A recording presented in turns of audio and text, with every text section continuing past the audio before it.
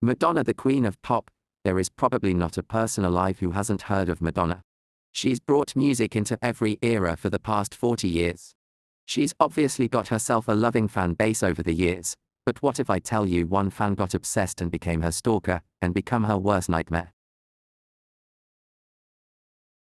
It was 1995, and Madonna was at the height of her career. She had it all. Already smashing the charts with songs like A Prayer, Material Girl, Like a Virgin, and many more. She lived on her estate in Los Angeles at the time, and wasn't a stranger to fans gathering near her estate until one in particular stood out. Robert Hoskins was a homeless drifter who was just another fan hanging around Madonna's Hollywood Hills home. This turned from a fan to a dangerous psychotic stalker. He became obsessed, and the fantasy became too much for Robert Hoskins. He had other ideas.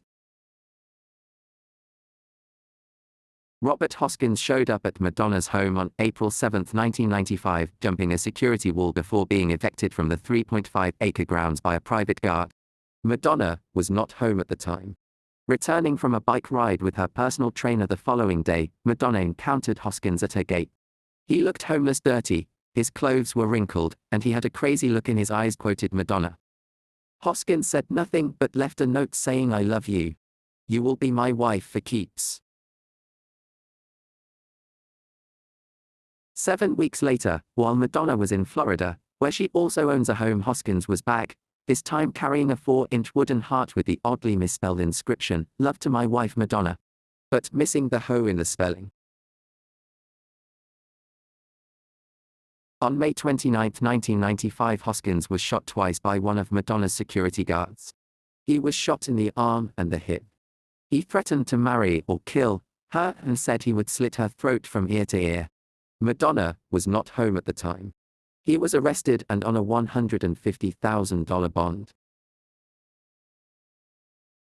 On January 3, 1996, Madonna appeared in court having to face her stalker. Madonna wanted to stay out of the presence of Robert Hoskins, but the judge denied her request. Her lawyers even tried to get her evidence on videotape, or have Hoskins removed from the court, which was also denied. The judge ruled that Robert Hoskins had the right to face his accuser. Hoskins had by all accounts won and made his fantasy come true sitting in a room facing the superstar.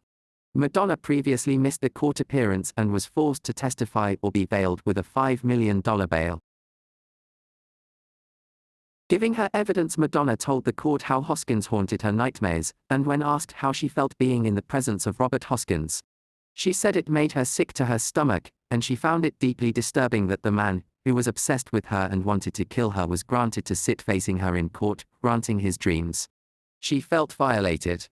The normally confident, flamboyant pop queen was reduced into a shadow of herself, petrified of the obsessed Robert Hoskins.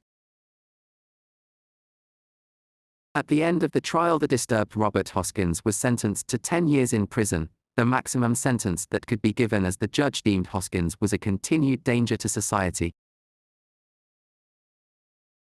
Robert Hoskins served the 10 years of his sentence. In 2012, Hoskins hit headlines in the press once again for escaping from a mental hospital in California.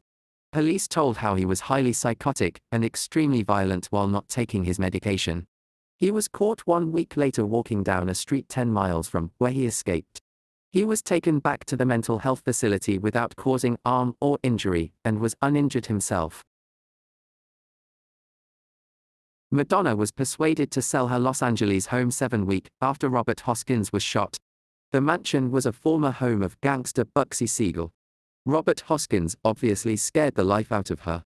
Her ordeal in court was obviously scary, but I would say well worth looking the stalker in the eye as he received the maximum sentence of 10 years, and Hoskins was out of her life for good from that day on.